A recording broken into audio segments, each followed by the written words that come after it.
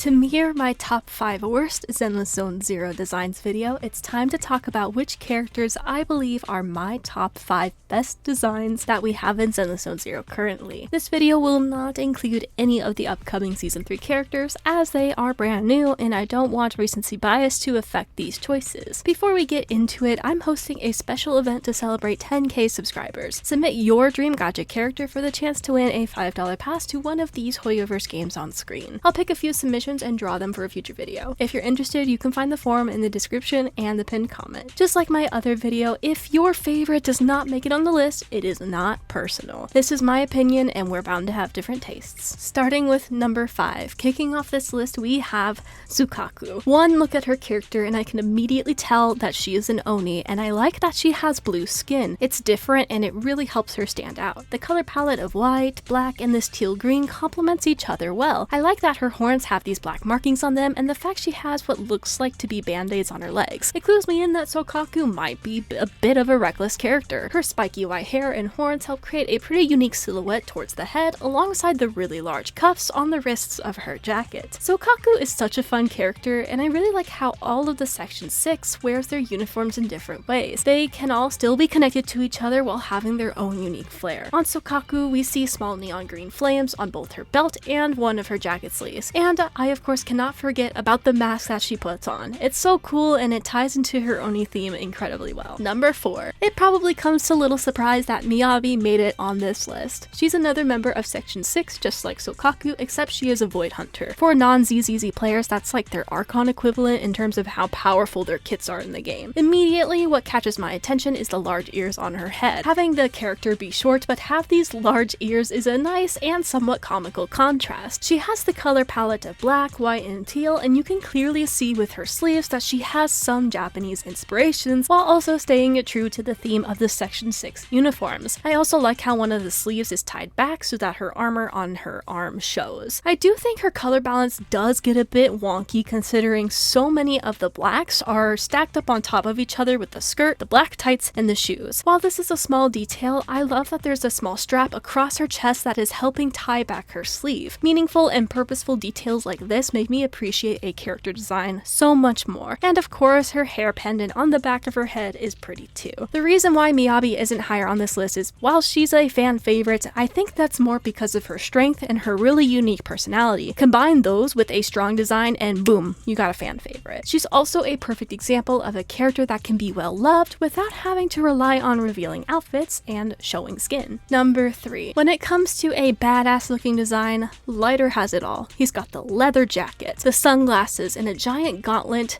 so he can literally throw hands. Similarly to Miyabi, Lighter's color balance is a bit wonky as well. He has a lot of darker tones, and while they are different from each other, you can still get lost. Thankfully, we have some golden accents with like the spikes and his belt, for example, to help break up those shapes. The silver on his boots does this as well. I just wish it was gold instead of silver so it would match the rest of his outfit. When looking at Lighter, I can tell that this is a tough guy, and it's not surprising that he's part of a motorcycle gang. The red scarf is an interesting choice as it's the only red on his design, making this a focal point of his design. It catches my attention, but remember how I talked about subtle yet purposeful details with Miyabi? Well, there's a detail on Lighter that completely caught me off guard, and you guys are about to see my bias when it comes to this character. Lighter doesn't wear sunglasses as part in an aesthetic to look cool. We learned that he injured his eyes fighting in the underground arena and had to remain underground while it healed. Now, he almost always has to wear his sunglasses outdoors. Believe it or not, I actually injured my eyes so badly that I couldn't go out for years too. While my eyes have healed to a degree now, I can't go outside without sunglasses either. Doesn't matter if it's sunshine or rain, the sunglasses have to stay on due to my eyes' light sensitivity. To see a very specific part of myself represented in a gacha character no less really shocked me. Now, what started as a cool design element now has a purposeful reason behind it, and I love that. So, it goes without saying that my personal bias in relation to this character factored in Lighter's ranking. Number 2. Next up, we have my favorite design that comes out of Season 2. When I saw Yuzuha in the trailer, I knew she was going to be a must-pull, and thankfully she turned out to be a great support for my teams. I love the pink, red, and black color combo. Fun fact, this was the exact same color palette my VTuber had for the first 2 years before I changed it to become more of a pink monochrome. I love that her sweater has little swirls of detail, and if that sweater existed in real life, I'd probably buy it. I like that she has an umbrella that continues her color scheme with the red and black, and having one of the triangles of the umbrella be completely black is a nice idea. The only part of her design I'm not sure was necessary are the striped socks. I don't think it detracts from the design to have it, but I think her design would be just as great without it. And of course, we cannot forget about Kama. Having a raccoon buddy as a backpack is something I never would have come up with. It's different, and I like it. I also like that Yuzuha's design clues us into the possibility that she might be deaf or struggle to hear. You can see these circles on her head that resembles hearing aids or cochlear implants. I hope I said that right. I cannot say with full confidence that she is a deaf character because they do not address it in the game, but the context clues suggest that it might be a possibility. At the very least, it makes me curious about her character and want to learn more. I do have to add that her W engine effect is so pretty. Once I saw that in the game, I knew I would be grinding my monochromes or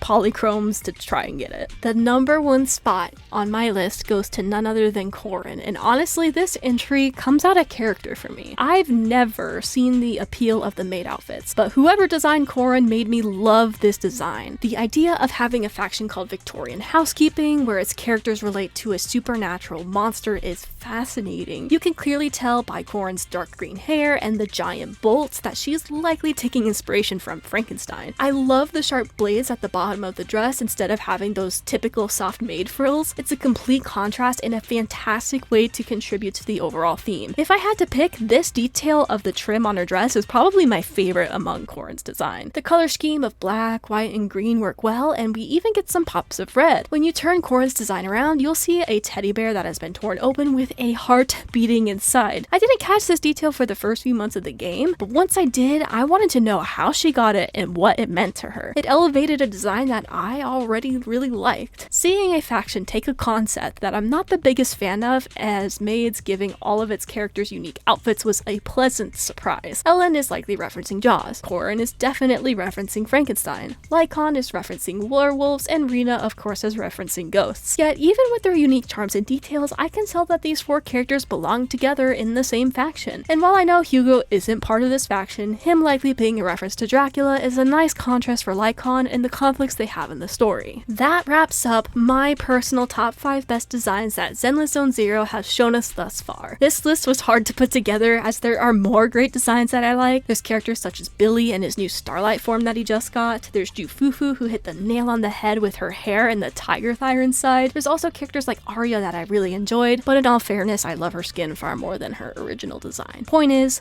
I like a lot of the designs that this game has to offer. This video was written before the release of Season 3, and we'll have to see what the future characters are like. Until then, if you enjoyed this video, please leave a like and consider subscribing. If you want to join my 10K subscriber event, the Google form will be both in the pinned comment and the description. You get to create your dream gacha character for the chance for me to draw your ideas and get a $5 pass to the hoyoverse game of your choosing. If you want to watch my top 5 worst ZZZ Designs next, I'll have that linked as well. I hope to see you in the next one.